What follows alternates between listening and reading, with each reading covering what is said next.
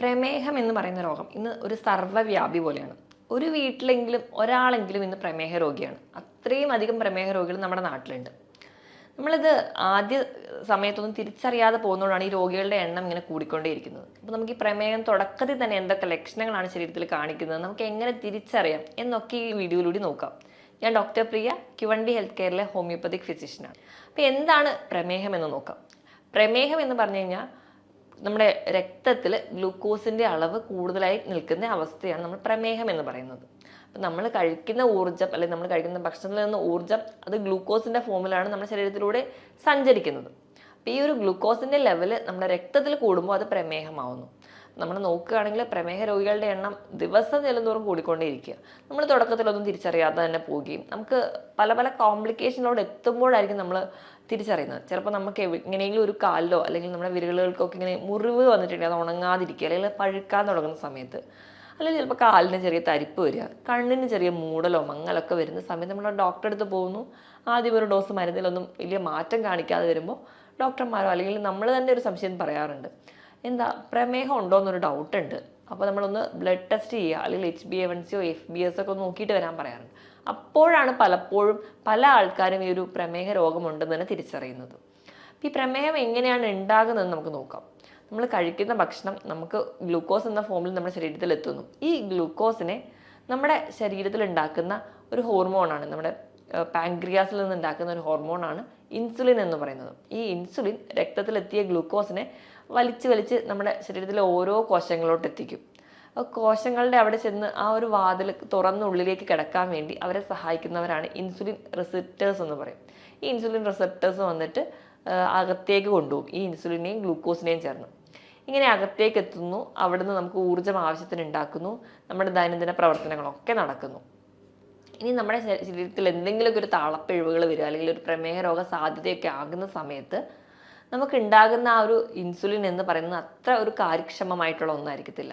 അല്ലെങ്കിൽ ഇൻസുലിൻ ഒരു ഹൈപ്പർ സെൻസിറ്റീവായിട്ട് മാറും, ഒരു ഇൻസുലിൻ റെസിസ്റ്റൻസ് കാണിക്കാൻ തുടങ്ങും.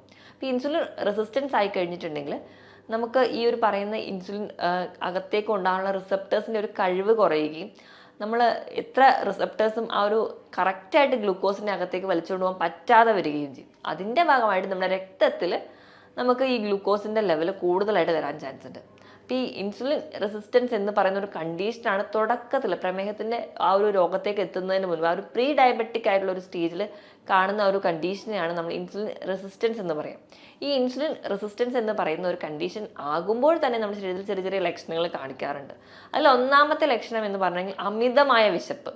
നമ്മൾ നോർമലായിട്ട് ഭക്ഷണം കഴിച്ചുകൊണ്ടിരിക്കുന്ന ഒരാളാണ്, നമുക്ക് അത്യാവശ്യം വണ്ണമൊക്കെ ഉണ്ട്, പക്ഷേ പിന്നീട് അയാൾക്ക് വിശപ്പ് അങ്ങ് കൂടാൻ തുടങ്ങുകയാണ്. ഇപ്പം നമ്മുടെ വീട്ടിലോ അല്ലെങ്കിൽ നമ്മുടെ ചുറ്റുപാടും ആരെങ്കിലും ഉണ്ട്, ഭയങ്കരമായിട്ട് എനിക്കങ്ങ് വിശപ്പാണ് എന്ന് പറയുന്ന ആൾ, പക്ഷേ ഭക്ഷണം കഴിക്കുന്നുണ്ടെങ്കിലും ഭയങ്കരമായി എനിക്ക് ക്ഷീണമുണ്ട് എന്നൊക്കെ പറയാൻ തുടങ്ങുന്നുണ്ടെങ്കിൽ നമ്മൾ പറയാം അവരോട്, ഒന്ന് ജസ്റ്റ് പ്രമേഹം ഉണ്ടോ, അല്ലെങ്കിൽ നിങ്ങൾക്ക് പാരമ്പര്യമായിട്ട് പ്രമേഹമുള്ള ആൾക്കാരാണെങ്കിൽ ഒന്ന് ജസ്റ്റ് ബ്ലഡ് ടെസ്റ്റ് ചെയ്ത് നോക്കൂ, അല്ലെങ്കിൽ പ്രമേഹ രോഗ സാധ്യത നിങ്ങൾക്കുണ്ട് എന്ന് പറയാം. അപ്പം ഇങ്ങനെയൊരു ലക്ഷണമാണ് ആദ്യം നമുക്ക് കാണാൻ പറ്റുക. ഇനി ഇതിനോടൊപ്പം തന്നെ നമുക്ക് ഈ വിരലുകളുടെ മടക്കുകളിൽ, കഴുത്തിൻ്റെ പുറകു ഭാഗത്ത് ഈ മടക്കുകളിലാണ് കൂടുതലായിട്ടും ഒരു കറുത്ത നിറമാകുക. നമ്മൾ അക്കാന്തോസിസ് നൈഗ്രിക്കൻസ് എന്നാണ് പറയുക. ഇപ്പം ഒരു ഇൻസുലിൻ റെസിസ്റ്റൻസ് ഉണ്ടാകുന്ന ഒരു ടൈമിൽ കാണുന്ന ഒരു ലക്ഷണമാണിത്. ഇതേ ലക്ഷണം നമുക്ക് PCODയുടെ കേസിലും കാണാൻ പറ്റും. കാരണം അവിടെയും നമ്മുടെ ശരീരത്തിൽ ഇൻസുലിൻ റെസിസ്റ്റൻസ് ആണ് ഉണ്ടാവുക. PCOD ഉള്ള പെൺകുട്ടികൾക്ക് നോക്കിക്കഴിഞ്ഞാൽ അവരുടെ കഴുത്തിൻ്റെ ബാക്കിൽ ഒരു കറുത്ത നിറം, അതേപോലെ വിരലുകളുടെ മടക്കുകളിൽ ഒരു ബ്ലാക്ക് ഡിസ്കളറേഷൻ ഉണ്ടെങ്കിൽ അവിടെയും ഇൻസുലിൻ റെസിസ്റ്റൻസ് ഉണ്ടെന്നാണ് അർത്ഥം. അപ്പം അതും ഒരു ലക്ഷണമാണ്. ഇനി നമ്മൾ രക്തത്തിൽ നമ്മുടെ ഗ്ലൂക്കോസിൻ്റെ ലെവൽ അങ്ങ് കൂടി, അതായത് ഡയബറ്റീസിൻ്റെ തുടക്കത്തിലേക്ക് എത്തി, അല്ലെങ്കിൽ ഡയബറ്റിക്കായി, നിങ്ങളൊരു പ്രമേഹ രോഗിയായി, ഇങ്ങനെ ഗ്ലൂക്കോസ് ലെവൽ നമ്മുടെ രക്തത്തിൽ കൂടിക്കഴിഞ്ഞാൽ നമുക്ക് വിശപ്പ് കൂടുന്നതിനോടൊപ്പം തന്നെ ദാഹവും കൂടും. ദാഹം കൂടുമ്പോൾ നമ്മൾ നല്ല രീതിയിൽ വെള്ളം കുടിക്കും. ഇനിയിപ്പോൾ വെള്ളം കുടിക്കുന്നതിനേക്കാളും അധികമായിട്ട് മൂത്രം പോകാൻ തുടങ്ങും. അങ്ങനെ ഇടയ്ക്കിടയ്ക്ക് മൂത്രം ഒഴിക്കണം എന്നുള്ളൊരു തോന്നൽ. അപ്പോൾ നമ്മൾ ഈ ഒരു 3 ടേമാണ് നമ്മൾ ഏറ്റവും അധികമായിട്ട് പറയാം: പോളിഡിപ്സിയ, പോളിഫാജിയ, പോളിയൂറിയ. പോളിഡിപ്സിയ എന്ന് പറയുമ്പോൾ നല്ലപോലെ വെള്ളം കുടിക്കുക, പോളിഫാജിയ എന്ന് പറയുമ്പോൾ നല്ലപോലെ വിശപ്പ്, പോളിയൂറിയ എന്ന് പറഞ്ഞാൽ അധികമായിട്ട് മൂത്രം ഒഴിക്കാൻ പോവുക. 1 മണിക്കൂറിൽ തന്നെ 2 തവണ കൂടുതൽ മൂത്രം ഒഴിക്കാൻ പോകുന്നുണ്ടെങ്കിൽ നിങ്ങൾക്ക് ഒരു പ്രമേഹ രോഗ സാധ്യതയൊക്കെ ഉണ്ട്. അപ്പോൾ ഈ 3 ലക്ഷണങ്ങൾ ഉണ്ടെങ്കിൽ, ഈ ഒരു 3 ലക്ഷണങ്ങളെ നമ്മൾ കാർഡിനൽ സിംറ്റംസ് ആയിട്ടാണ് പറയുക. ഈ ഒരു 3 ലക്ഷണങ്ങൾ ഉണ്ടെങ്കിൽ നമുക്ക് ഉറപ്പിക്കാം, അല്ലെങ്കിൽ പ്രമേഹ രോഗ സാധ്യത വളരെയധികം കൂടുതലാണ്. അപ്പോൾ ഈ ലക്ഷണങ്ങൾ ആർക്കെങ്കിലും ഉണ്ടെങ്കിൽ അത് എത്രയും പെട്ടെന്ന് നിങ്ങൾ ഒരു ഡോക്ടറെ കാണുക, അല്ലെങ്കിൽ നിങ്ങൾ തന്നെ പോയിട്ട് ഒരു ബ്ലഡ് ടെസ്റ്റ് ചെയ്ത് നോക്കുക. ബേസിക് ആയിട്ട് ഈ ഒരു FBS PPBS ഒക്കെ നമ്മൾ നോക്കുന്നതിനേക്കാൾ ഏറ്റവും നല്ലത് HbA1c ആണ്. HbA1c എന്ന് പറയുമ്പോൾ നമുക്ക് ഒരു 3 മാസത്തെ ആവറേജ് നമ്മുടെ ഗ്ലൂക്കോസ് ലെവൽ കണ്ടുപിടിക്കാൻ പറ്റും. അപ്പോൾ ആ ഒരു ലെവൽ നമ്മൾ അധികമായി പോകുന്നുണ്ടെങ്കിൽ നമ്മൾ പ്രമേഹത്തിൻ്റെ ആ ഒരു പിടിയിലോട്ട് പോവുകയാണ് എന്നാണ് അർത്ഥം. അപ്പോൾ FBS എന്ന് പറയുമ്പോൾ ഫാസ്റ്റിങ്ങിൽ തന്നെ പോയി നോക്കുന്ന, അല്ലെങ്കിൽ വെള്ളം പോലും കുടിക്കാതെ രാവിലെ എണീറ്റ് പോയി ബ്ലഡ് ടെസ്റ്റ് ചെയ്യുമ്പോൾ നമുക്ക് കിട്ടുന്ന ഒന്നാണ് FBS. പിന്നെ PPBS എന്ന് പറഞ്ഞാൽ ഭക്ഷണം കഴിച്ച് കഴിഞ്ഞിട്ട് 2 മണിക്കൂറിന് ശേഷം RBS റാൻഡമായിട്ട് നമ്മൾ ചെക്ക് ചെയ്യുന്ന ഒന്നാണ്. ഈ പറയുന്ന ബ്ലഡ് ടെസ്റ്റുകൾ നമുക്ക് കൂടെ ചെയ്യാവുന്നതാണ്. അപ്പോൾ ഈ ആർക്കൊക്കെയാണ് ഈ പ്രമേഹം വരാൻ ചാൻസ് ഉണ്ടാവുക? അപ്പം നമ്മൾ അറിയാം, മിക്ക ആൾക്കാരും പറയാറുണ്ട് എനിക്ക് പാരമ്പര്യമായിട്ട് അച്ഛനും അമ്മയ്ക്കും ഒക്കെ ഷുഗർ ഉണ്ട്, അതുകൊണ്ടാണ് എനിക്ക് ഷുഗർ വന്നതെന്ന്. അപ്പം അതൊരു വാസ്തവമാണോ എന്ന് നമുക്ക് നോക്കാം. ഇപ്പം നമ്മൾ ഈ ഒരു അച്ഛനും അമ്മയ്ക്കും പ്രമേഹമുണ്ട്, അപ്പം നമുക്ക് കുറച്ച് കഴിഞ്ഞ് കഴിഞ്ഞാൽ മധുരമൊന്നും കഴിക്കാൻ പറ്റില്ല എന്ന് പറഞ്ഞ് ചെറുപ്പത്തിൽ നല്ല രീതിയിൽ അങ്ങ് മധുരമടങ്ങിയ ഭക്ഷണങ്ങളും മധുര പലഹാരങ്ങളും പാനീയങ്ങളും ഒക്കെ കഴിക്കാൻ തുടങ്ങും. അപ്പം ധാരാളമായി ഇത് കഴിക്കുന്നതിൻ്റെ ഭാഗമായിട്ട് 30 അല്ലെങ്കിൽ ഒരു 35 വയസ്സിന് മുൻപ് തൊട്ടേ അവർക്ക് പ്രമേഹം വരാം. അപ്പോൾ പാരമ്പര്യത്തിനേക്കാളും ഏറ്റവും ഇമ്പോർട്ടൻറ്റ് നമ്മുടെ ജീവിതശൈലിയാണ്.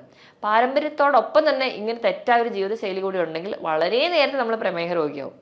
പക്ഷേ പാരമ്പര്യമുണ്ട്, അതോടൊപ്പം നമ്മളെ കറക്റ്റ് കൺട്രോളിലാണ് നമ്മുടെ ഫുഡ് പോകുന്നതെങ്കിൽ നമുക്ക് പ്രമേഹ രോഗ സാധ്യത വളരെ കുറവാണ്. അപ്പോൾ പാരമ്പര്യത്തിനേക്കാളും ഏറ്റവും വലിയ വില്ലൻ എന്ന് പറയുന്നത് നമ്മുടെ ലൈഫ് സ്റ്റൈൽ തന്നെയാണ്. അപ്പോൾ നമ്മുടെ ലൈഫ് സ്റ്റൈൽ റെഗുലേറ്റ് ചെയ്യുകയാണെങ്കിൽ ഈ പറയുന്ന രീതിയിൽ നമുക്ക് പ്രമേഹം വരാനുള്ള ചാൻസ് വളരെ കുറവാണ്. അപ്പോൾ ഇതൊക്കെയാണ് നമുക്ക് ആദ്യ കാലഘട്ടങ്ങളിൽ നമ്മൾ ശ്രദ്ധിക്കേണ്ട കാര്യങ്ങൾ. ഇനി ഇപ്പോൾ ഒരു പ്രമേഹത്തിലേക്ക് വന്നു കഴിഞ്ഞ് കഴിഞ്ഞാൽ നമുക്ക് എന്തൊക്കെ ലക്ഷണങ്ങൾ കാണിക്കുമെന്ന് നോക്കാം. അപ്പോൾ ഏറ്റവും ആദ്യം ഞാൻ പറഞ്ഞതുപോലെ മുറിവ് ഉണങ്ങാനായിരിക്കും പാട്. നമ്മുടെ സ്കിന്നിലൊക്കെ ചിലപ്പോൾ വെറുതെ ഒരു ചൊറിച്ചിലോ അല്ലെങ്കിൽ ഒരു റാഷോ വന്നിട്ടുണ്ടെങ്കിൽ നല്ല രീതിയിൽ നമ്മളങ്ങ് ചൊറിഞ്ഞ് ചെറിയൊരു വൂണ്ട് ഉണ്ടായാൽ മതി, അത് ഉണങ്ങില്ല. അതിപ്പോഴും ഇങ്ങനെ പഴുത്തോണ്ടേയിരിക്കും. നമ്മൾ ഡോക്ടറെ അടുത്ത് പോയി എത്ര മെഡിസിൻ വെച്ചാലും എത്ര ഡ്രസ്സ് ചെയ്താൽ പോലും അത് ഉണങ്ങാതിരിക്കും. അപ്പോൾ അത് ഒരു പ്രമേഹത്തിന് ഏറ്റവും വലിയ പ്രശ്നമാണ്. നമ്മളിപ്പോൾ പറമ്പിലൊക്കെ ഇറങ്ങുന്ന സമയത്ത് കാലൊരു മുള്ളു കൊണ്ടാൽ മതി, ആ ഒരു പോയിന്റിൽ നിന്ന് അത് ഇൻഫെക്റ്റഡ് ആയിട്ട് അൾസറായിട്ട് മാറാനുള്ള ചാൻസ് വളരെ കൂടുതലാണ്. അപ്പം നമുക്കറിയാം ഈ ഡയബറ്റിസ് ഫുഡ് പോലെയുള്ള കണ്ടീഷൻസ്, കാരണം ഒരു പ്രമേഹ രോഗിക്ക് ഇങ്ങനെ ഒരു കണ്ടീഷൻ വന്നു കഴിഞ്ഞാൽ മുറിച്ച് കളയാൻ മാത്രമേ വഴിയുള്ളൂ. അപ്പോൾ അങ്ങനത്തെ ചില പ്രശ്നങ്ങൾ ഉണ്ട്. ഇനി അടുത്തൊരു കംപ്ലൈൻ്റ് ആയിട്ട് ആൾക്കാർ പലരും പറയുന്നതാണ് കണ്ണിന് കാഴ്ച കുറയുക, ഒരു മൂടലുണ്ട് അല്ലെങ്കിൽ ഒരു മങ്ങലുണ്ട്, ദൂരക്കാഴ്ച കുറയുന്നു എന്നുള്ളത്. ഇത് നമുക്ക് നമ്മുടെ കണ്ണിനെ ബാധിക്കുമ്പോൾ ഉണ്ടാകുന്ന ചേഞ്ചസ് ആണ്. ഡയബറ്റിക് റെറ്റിനോപ്പതി ആയിട്ട് വരാം. അപ്പോൾ നമുക്ക് ഇത് പോലെയുള്ള ബുദ്ധിമുട്ടുകൾ, വണ്ടി ഓടിക്കാൻ അല്ലെങ്കിൽ കുറച്ച് സന്ധ്യ കഴിഞ്ഞാൽ വണ്ടി ഓടിക്കാനുള്ളൊരു ബുദ്ധിമുട്ട് തുടങ്ങിയ പ്രശ്നങ്ങളായിട്ട് പറയാറുണ്ട്. ഇനി ഇത് കഴിഞ്ഞ് കഴിഞ്ഞാൽ അടുത്തൊരു ലക്ഷണം എന്ന് പറഞ്ഞിട്ടുണ്ടെങ്കിൽ ഭയങ്കരമായിട്ടുള്ളൊരു ക്ഷീണമാണ്.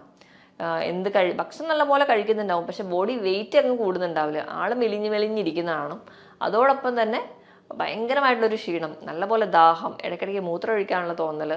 പിന്നെ പറയുന്ന ഒന്നാണ് കാലിന് തെരിപ്പ് പോലെയുള്ള പ്രശ്നം. ഡയബറ്റിക് ന്യൂറോപ്പതിയാണത്. നമ്മുടെ നാഡികളെ ബാധിക്കും. നമ്മുടെ പ്രമേഹം നമ്മുടെ നാഡികളെ ബാധിക്കുന്ന സമയത്താണ് കൂടുതൽ ആൾക്കാരും പറയാറുണ്ട് കാലിൻ്റെ എല്ലാ വിരലുകളും ഭയങ്കരമായിട്ട് തെരിപ്പാണ്. ചില ആൾക്കാർ പറയുമ്പോൾ ഞാൻ വെറുതെ ജോലി ചെയ്യുമ്പോൾ ഒന്നും എനിക്ക് കുഴപ്പമുണ്ടാവില്ല, ഞാൻ വെറുതെ ഇരിക്കുമ്പോൾ ഭയങ്കരമായിട്ട് തെരിപ്പാണ്, കാല് നിലത്ത് വെക്കാൻ പറ്റുന്നില്ല, കാലിൽ ഭയങ്കര പുകച്ചിലാണ്, കൈവെള്ളയിൽ പുകച്ചിലാണ്, ഇങ്ങനത്തെ പ്രശ്നങ്ങളൊക്കെ പറയാറുണ്ട്. നമ്മുടെ നാഡികളെ ബാധിക്കുന്ന ഏതൊരു കണ്ടീഷനുമാണ് നമുക്ക് തരിപ്പും പുകച്ചിലും ഒക്കെ ആയിട്ട് തോന്നുക. അപ്പോൾ അങ്ങനെ ഡയബറ്റിക് നമ്മുടെ ന്യൂറോപ്പതിയായിട്ട് നിൽക്കും. ഇനി ഇപ്പം കിഡ്നീനെ ബാധിക്കാം, അത് നെഫ്രോപ്പതിയാവും. അപ്പം നമ്മുടെ കിഡ്നിയിലൂടെ പല ബ്ലഡ് വെസൽസിലൂടെ ചെല്ലുന്ന രക്തത്തിനെ അരിച്ച് പുറത്തേക്ക് കളയുന്നത്, മൂത്രമായി പുറത്തേക്ക് കളയുന്നത് നമ്മുടെ കിഡ്നിയാണ്. അപ്പോൾ ആ ഒരു അരിപ്പയിലെല്ലാം വിള്ളൽ വരികയും അവിടെ പ്രശ്നങ്ങൾ വരികയും നമുക്ക് വേണ്ട പല മിനറൽസും പ്രോട്ടീൻസും ന്യൂട്രിയൻസും ഒക്കെ പുറത്തേക്ക് പോവുകയും നമുക്ക് വേണ്ടാത്ത പലതും നമ്മുടെ ശരീരത്തിൽ കെട്ടി നിൽക്കുകയും ഒക്കെ ആയി നമുക്ക് കാലിന് നീരായിട്ടോ അല്ലെങ്കിൽ നമ്മുടെ കിഡ്നീനെ ബാധിക്കുന്നതിന് ഭാഗം അങ്ങനെയും പോവാം. ഇനി സ്കിന്നിൽ ഇങ്ങനെ അൾസർ ഉണ്ടാകുന്നതിനോടൊപ്പം തന്നെ നമ്മുടെ സ്കിന്നിൽ തൊലി ഭയങ്കരമായിട്ട് കട്ടി വെക്കുക. ഇപ്പോൾ കാലിൻ്റെ അടിയിലൊക്കെ ആണെങ്കിൽ തൊലി ഭയങ്കരമായിട്ട് കട്ടി വെക്കുക, വിണ്ട് കീറൽ ഉണ്ടാവുക, നല്ല പോലെയുള്ള ആ ഒരു കട്ടിപ്പാളിയായിട്ട് പോവുക, ഇങ്ങനത്തെ പ്രശ്നങ്ങളും കാണിക്കാറുണ്ട്. ഇതിന് പുറമെ പ്രമേഹ രോഗികളിൽ നമുക്ക് മൂത്രത്തിൽ പഴുപ്പ് ഇടയ്ക്കിടയ്ക്ക് വരുന്ന കാണാം, യൂറിനറി ട്രാക്ട് ഇൻഫെക്ഷൻ. പൊതുവെ ഈ UTI പുരുഷന്മാർക്ക് കുറവാണ്, സ്ത്രീകൾക്കാണ് കൂടുതലായിട്ടും വരാറ്. പക്ഷേ ഈ പ്രമേഹ രോഗി ആണെങ്കിൽ അത് ഇടയ്ക്കിടയ്ക്ക് വരാനുള്ള ചാൻസ് വളരെ കൂടുതലാണ്. അതുപോലെ തന്നെയാണ് നമുക്ക് ഓറൽ ത്രഷ് എന്ന് പറയാം. നമ്മുടെ വായിൽ ഇടയ്ക്കിടയ്ക്ക് പൂപ്പൽ ബാധ വരിക, ഒരു വെളുത്ത പാട പോലെ വരിക, നല്ല ചുമന്നിരിക്കുക വായ, ഭക്ഷണം ഒന്നും കഴിക്കാൻ പറ്റില്ല, തീരെ എരിവ് പോലും കഴിക്കാൻ പറ്റാത്ത രീതിയിൽ ഭയങ്കരമായിട്ട് ഭക്ഷണം കഴിക്കുന്നതിലൊക്കെ ബുദ്ധിമുട്ടായി പ്രസൻറ്റ് ചെയ്യുന്ന ഒന്നാണ് ഓറൽ ത്രഷ്. ഇങ്ങനെ ഒരു ബുദ്ധിമുട്ട് കാണാറുണ്ട്. ഇനി സ്ത്രീകളുടെ കേസ് എടുക്കുകയാണെങ്കിൽ വജൈന അല്ലെങ്കിൽ യോനി ഭാഗത്ത് ഭയങ്കര ചൊറിച്ചിൽ വരിക, അവിടെ ഇൻഫെക്ഷൻസ് റിക്കറൻ്റ് ചെയ്ത് വരിക, പിന്നെ അതുപോലെ തന്നെ ലുക്കോറിയ പോലെയുള്ള ഡിസ്ചാർജുകളായിട്ട് പ്രസൻറ്റ് ചെയ്യുക, ഇങ്ങനെയുള്ള പ്രശ്നങ്ങളും ആ ഒരു ഏരിയ ഭയങ്കര ഡ്രൈ ആയി പോവുക, ഈ പറയുന്ന ബുദ്ധിമുട്ടുകൾ സ്ത്രീകളിലും കാണിക്കാറുണ്ട്. ഇനി ഇപ്പം സ്കിന്നിൽ ഇതിന് പുറമേ ആയിട്ട് ബ്ലിസ്റ്റേഴ്സ് ആയിട്ട് പ്രസന്റ് ചെയ്യാറുണ്ട്. ചെറിയ ചെറിയ കുമിളകളായിട്ട് നമ്മുടെ കാലിൻ്റെ എല്ലിൻ്റെ മുകളിലും ഒക്കെ പ്രസന്റ് ചെയ്യാറുണ്ട്. ആ ഒരു ഏരിയയിലുള്ള സ്കിന്ന് ഭയങ്കരമായിട്ട് കറുത്ത് പോവുക, ഈ കൈകളിലെ മടക്കിലെ പോലെ തന്നെ കാൽഭാഗത്തൊക്കെ സ്കിന്ന് ഭയങ്കരമായിട്ട് കറുത്ത നിറത്തിലേക്ക് മാറുക, നല്ല ഫെയർ ആയിട്ടിരുന്ന ഒരാളായിരിക്കും, പെട്ടെന്ന് തന്നെ നമ്മുടെ സ്കിന്നിലെ പിഗ്മെന്റഡ് ആവുക, ഇങ്ങനത്തെയുള്ള ചേഞ്ചസും സ്കിന്നിൽ കാണിക്കാറുണ്ട്. ഇതോടൊപ്പം തന്നെ സ്കിന്നിൽ ചെറിയ ചെറിയ ടാഗായിട്ട് പ്രസന്റ് ചെയ്യാം, കഴുത്തിലും അതുപോലെ തന്നെ കാലിലും കയ്യിലും ഒക്കെ ഭാഗങ്ങളിൽ ചെറിയ ചെറിയ ടാഗായിട്ട് പ്രസന്റ് ചെയ്യുക, കാരണം ഒന്നും കൂടാതെ ചെറിയ റെഡ് റാഷസ് ആയിട്ട് പ്രസന്റ് ചെയ്യുക, ഇങ്ങനത്തെ കുറേ ചേഞ്ചസും ഈ പ്രമേഹ രോഗികളിൽ കാണിക്കുന്ന ലക്ഷണങ്ങളാണ്. അപ്പോൾ ഈ പറഞ്ഞ ലക്ഷണങ്ങളൊക്കെയാണ് കൂടുതലും പ്രമേഹ രോഗികളിൽ കാണാറുള്ളത്. അപ്പം നമ്മൾ ഈ പറഞ്ഞ രീതിയിൽ അല്ലെങ്കിൽ പ്രമേഹം വേണ്ട രീതിയിലൊന്നും നമ്മൾ ശ്രദ്ധിക്കാതെ പോകുമ്പോൾ അത് കോംപ്ലിക്കേഷൻ ഉണ്ടാവുകയും അത് മറ്റ് പല ലക്ഷണങ്ങളോടും കൊണ്ടുപോകാറുണ്ട്. എന്തെങ്കിലും ഈ പറയുന്ന ലക്ഷണങ്ങൾ നമുക്ക് ആർക്കെങ്കിലും ഒക്കെ ഉണ്ടെങ്കിൽ നിങ്ങൾ എത്രയും പെട്ടെന്ന് ഡോക്ടറെ കൺസൾട്ട് ചെയ്ത് കൃത്യമായ ബ്ലഡ് ടെസ്റ്റും നല്ല രീതിയിൽ നമ്മുടെ ഫുഡ് കൺട്രോളും ഉണ്ടെങ്കിൽ നമുക്ക് ആദ്യത്തെ ഒരു സ്റ്റേജിലൊക്കെയാണ് നമുക്കത് ഭക്ഷണ നിയന്ത്രണത്തിലൂടെ തന്നെ നമുക്ക് കൊണ്ടുപോകാൻ പറ്റും. ഇനി ഇപ്പം ഭക്ഷണം നിയന്ത്രിക്കുന്ന സമയത്ത് നമ്മൾ അന്നജത്തിൻ്റെ അളവ് നല്ലപോലെ കുറയ്ക്കുക, നമ്മൾ കുറച്ചുകൂടെ പ്രോട്ടീൻ്റെ അളവ് കൂടുക, ധാരാളമായിട്ട് പഴവർഗ്ഗങ്ങളും പച്ചക്കറികളും കഴിക്കുക. ഇനി ഇതോടൊപ്പം തന്നെ ഒരു ഇൻ്റർമീഡിയറ്റ് ഫാസ്റ്റിംഗ് കൂടി ഉണ്ടെങ്കിൽ നമുക്ക് പ്രമേയം ഈസി ആയിട്ട് കൺട്രോൾ ചെയ്യാൻ പറ്റും. വൈകുന്നേരത്തെ ഡിന്നർ നേരത്തെ കഴിക്കുക, പിറ്റേ ദിവസം ബ്രേക്ക്ഫാസ്റ്റ് കുറച്ച് ലേറ്റ് ആയാലും കുഴപ്പമില്ല, ഒരു 14 മണിക്കൂറെങ്കിലും ഇതിനിടയിൽ ഒരു ഗ്യാപ്പ് ഉണ്ടെങ്കിൽ ആ ഒരു ഇൻ്റർമീഡിയറ്റ് ഫാസ്റ്റിംഗ് ആവും. അതുവഴി നമുക്ക് കുറച്ചും കൂടി ആ ഒരു ഡയറ്റ് കൂടി എടുക്കുകയാണെങ്കിൽ നമുക്ക് ഈസി ആയിട്ട് നമ്മൾ ഡയബറ്റീസ് കൺട്രോൾ ചെയ്യാൻ പറ്റുന്ന ഒരു കണ്ടീഷനാണ്. നമ്മൾ കഴിക്കേണ്ട ഭക്ഷണം എന്ന് പറഞ്ഞിട്ടുണ്ടെങ്കിൽ മാക്സിമം നമ്മൾ ഇലക്കറികൾ, പഴവർഗ്ഗങ്ങൾ, പച്ചക്കറികളൊക്കെ കഴിക്കും. ഇപ്പോൾ പഴവർഗ്ഗങ്ങൾ എടുക്കുമ്പോൾ അധികം മധുരമില്ലാത്ത പഴവർഗ്ഗങ്ങൾ കഴിക്കാൻ വേണ്ടി ശ്രദ്ധിക്കുക, അതായത് ഗ്ലൈസീമിക് ഇൻഡെക്സ് കുറഞ്ഞ പഴവർഗ്ഗങ്ങൾ. നിങ്ങൾക്ക് അതിനായിട്ട് ആപ്പിളോ അല്ലെങ്കിൽ അധികം പഴുക്കാത്ത ഏത്തപ്പഴം കഴിക്കാം, അല്ലെങ്കിൽ റോബസ്റ്റ പോലുള്ള പഴങ്ങൾ കഴിക്കാം. അപ്പോൾ മുന്തിരിക്ക ആണെങ്കിൽ 8-10 എണ്ണം നിങ്ങൾ കഴിക്കാം, പക്ഷേ ദിവസവും ഒരു ഫ്രൂട്ട് മാത്രമേ കഴിക്കാവുള്ളൂ. ഇപ്പോൾ പേരയ്ക്കൊക്കെ ആണെങ്കിൽ വളരെ നല്ലതാണ് ഇപ്പോൾ പ്രമേഹ രോഗികൾക്ക് കഴിക്കാനാണെങ്കിൽ.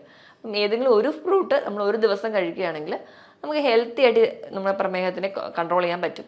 മാക്സിമം നിങ്ങൾ വെള്ള അരി ഉപയോഗിക്കുന്നവരാണെങ്കിൽ അത്, അല്ലെങ്കിൽ പോളിഷ്ഡ് ആയിട്ടുള്ള മൈദയോ അല്ലെങ്കിൽ എന്ത് ആയിക്കോട്ടെ അത് ഉപയോഗിക്കുന്നവരാണെങ്കിൽ അത് കഴിവതും കുറയ്ക്കും. അപ്പം ഇനി പ്രമേഹത്തിനെ നിയന്ത്രിക്കാൻ വേണ്ടി മിക്ക ആൾക്കാരും ഡിപ്പെൻഡ് ചെയ്യുന്ന ഒന്നാണ് ഓട്സ് എന്ന് പറയുന്നത്. നമ്മൾ ഓട്സ് എടുക്കുമ്പോൾ നമ്മൾ ശ്രദ്ധിക്കേണ്ടത് പോളിഷ്ഡ് ഓട്സ് ഒഴിവാക്കുക, പകരം ഹോൾ ഗ്രെയിൻ ആയിട്ടുള്ള കുറച്ച് കട്ടിയോട് കൂടിയായിട്ടുള്ള ഒരു ഓട്സ് ഉണ്ടാവും, അപ്പോൾ അത് മേടിച്ച് കുക്ക് ചെയ്യാൻ വേണ്ടി ശ്രദ്ധിക്കുക. പിന്നെ അത് പാചകം ചെയ്യുന്ന രീതിയിലാണെങ്കിലും നമ്മൾ എപ്പോഴും ഇൻസ്റ്റൻറ്റ് ഓട്സ് എടുത്ത് നമ്മുടെ പാലിൽ അല്ലെങ്കിൽ വെള്ളത്തിൽ കുറുക്കി കഞ്ഞിയായിട്ട് കഴിക്കാനാണ് താല്പര്യപ്പെടുക, അല്ലെങ്കിൽ ആ ഒരു കുറുക്ക് ഫോമിലോട്ട് കഴിക്കാനാണ് താല്പര്യപ്പെടുക. അത് നമുക്ക് ഗ്ലൈസമിക് ഇൻഡെക്സ് വളരെയധികം കൂടാനുള്ള കാരണമാവും.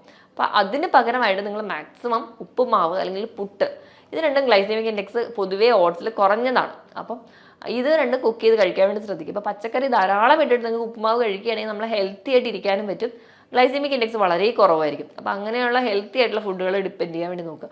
വൈകുന്നേരത്തെ ഒരു ഡിന്നർ എന്ന് പറഞ്ഞാൽ നിങ്ങൾ സാലഡിലൂടെ മാത്രം ഒതുക്കുക, ഭക്ഷണം കംപ്ലീറ്റ്ലി ഒഴിവാക്കുകയല്ല വേണ്ടത്. നമ്മൾ ഭക്ഷണം കഴിക്കണം, ക്വാണ്ടിറ്റി നല്ലപോലെ കുറയ്ക്കുക, തവണകൾ കൂട്ടുക. ഇപ്പം പ്രമേഹ രോഗികൾ എപ്പോഴും ഭക്ഷണം കഴിക്കുമ്പോൾ 4-5 തവണയായിട്ട് കഴിക്കുന്നതിൻ്റെ ക്വാണ്ടിറ്റി അങ്ങ് കുറച്ചാൽ മതി. നമ്മുടെ വിശപ്പിനനുസരിച്ച് മാത്രം വളരെ കുറഞ്ഞ രീതിയിൽ ഭക്ഷണത്തിൻ്റെ അളവ് കുറയ്ക്കുക, ക്വാളിറ്റി നല്ല രീതിയിൽ കൂട്ടാനും ശ്രദ്ധിക്കുക. അതായത് നല്ല രീതിയിൽ പച്ചക്കറികളോ അല്ലെങ്കിൽ ഞാൻ പറഞ്ഞ രീതിയിൽ ഹെൽത്തി ആയിട്ടുള്ള ഭക്ഷണം. അപ്പോൾ നമ്മളത് കൃത്യമായ ഒരു ഡയറ്റീഷ്യനായിട്ടുള്ള ഡയറ്റോട് എടുക്കുകയാണെങ്കിൽ നമുക്ക് ഈസി ആയിട്ട് നമുക്ക് പ്രമേഹത്തിനെ കൺട്രോൾ ചെയ്യാൻ പറ്റും. അതുപോലെ തന്നെ നമുക്ക് എല്ലാ രീതിയിലുള്ള പ്രോട്ടീൻസ് കഴിക്കാവുന്നതാണ്. ഇപ്പോൾ പയറ്, കടല അങ്ങനത്തെയുള്ള പച്ചക്കറി വിഭാഗത്തിൽ പെടുന്ന നമുക്ക് പ്രോട്ടീൻസ് ആയിക്കോട്ടെ, അതുപോലെ തന്നെ മത്സ്യവും മാംസവും ഒക്കെ കഴിക്കാവുന്നതാണ്. അതൊക്കെ കറി വെച്ച് കഴിക്കുന്നത് നമുക്ക് കുറച്ചുകൂടെ ഹെൽത്തി ആയിട്ട് ഇരിക്കാനും അല്ലെങ്കിൽ നമുക്ക് ഉണ്ടാകുന്ന ആ ഒരു ക്ഷീണത്തിനെ ഓവർകം ചെയ്യാനും പറ്റും.